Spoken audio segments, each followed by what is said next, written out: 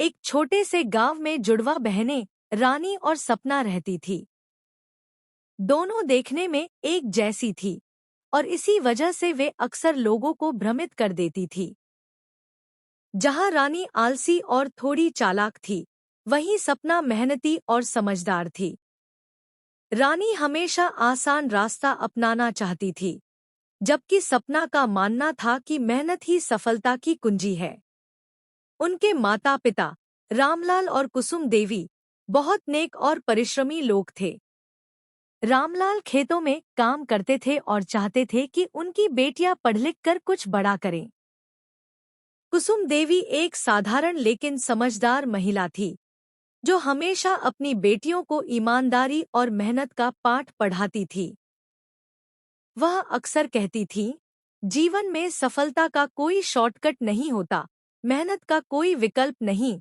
सपना ने यह बात दिल से लगा ली थी, लेकिन रानी हमेशा आसान रास्ते ढूंढने की कोशिश करती थी। रानी और सपना अपने स्कूल में भी अपनी एक जैसी शक्ल का पूरा फायदा उठाती थी। अगर रानी का होमवर्क अधूरा होता, तो वह सपना को अपनी जगह क्लास में भेज देती। अगर कोई शिक्षक रानी से नाराज होता, तो वह चालाकी से सपना को आगे कर देती। सपना अपनी बहन से बहुत प्यार करती थी, इसलिए कभी-कभी उसकी मदद कर देती, लेकिन उसे रानी की यह आदत पसंद नहीं थी। एक दिन स्कूल में परीक्षा थी। सपना ने पूरी तैयारी कर रखी थी, मगर रानी हमेशा की तरह पढ़ाई से दूर भागी। जब परीक्षा का दिन आया, तो रानी ने चालाकी से कहा, सपना, आज तुम मेरी जगह परीक्षा दे दो, मैंने कुछ भी नहीं पढ़ा।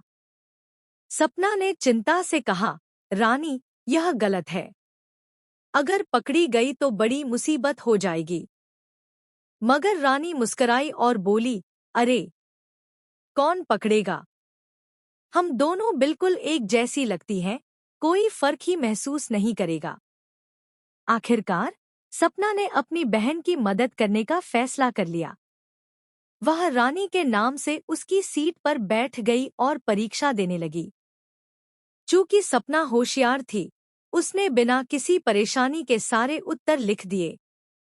उसे लग रहा था कि सब कुछ ठीक हो रहा है, लेकिन अचानक कक्षा के शिक्षक शर्मा सर को कुछ अजीब लगा।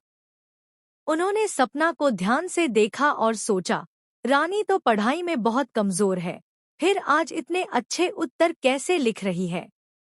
शर्मा सर उसकी सीट के पास आए और मुस्कुराते हुए बोले, रानी, बताओ, कल मैंने कक्षा में कौन सा पाठ पढ़ाया था? सपना घबरा गई।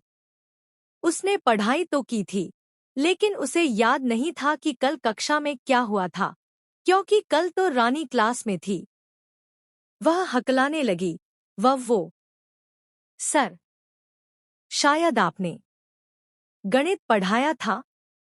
शर्मा सर ने आंखें तिरछी कर ली, गणित? लेकिन कल तो मैंने इतिहास पढ़ाया था। अब सपना को समझ आ गया कि वह पकड़ी जा चुकी है।